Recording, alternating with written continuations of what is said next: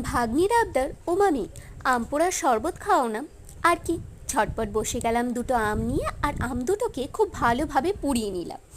এর সঙ্গে আমি একটা শুকনো লঙ্কা পুড়িয়ে নিয়েছিলাম। আমগুলোর ভালো করে খোসা ছাড়িয়ে রেখে দিলাম। আর নিয়ে নিলাম চিনি, বিট নুন, গোলমরিচের গুঁড়ো আর ঠান্ডা জল। আমগুলোকে ভালোভাবে হাত দিয়ে মেখে নিয়ে আঁটিগুলোকে আলাদা করে নিলাম। আর এর সঙ্গে মিশিয়ে নিলাম স্বাদ মতো চিনি। কেউ যদি টক ঝাল মিষ্টি খেতে ভালোবাসো, সে চিনিটা একটু বেশি দিতে পারো, সেই পরিমাণটা নিজেদের স্বাদ মতো নেবে। আর এতে আমি সামান্যই জিনিস নিয়েছি, শুধু নিয়েছি চিনি, বিট নুন আর গোলমরিচের গুঁড়ো। সবগুলো দিয়ে দিয়ে ঠান্ডা জল দিয়ে ভালো করে মিশিয়ে নিয়ে ছাঁকনিতে ছেঁকে নিলাম। এই গরমে আম পোড়ার শরবত তো কোনো জবাবই নেই, কোনো কথাই হবে না। এর স্বাদ যেমন অসাধারণ। আমাদের তো সবার দারুণ লাগলো।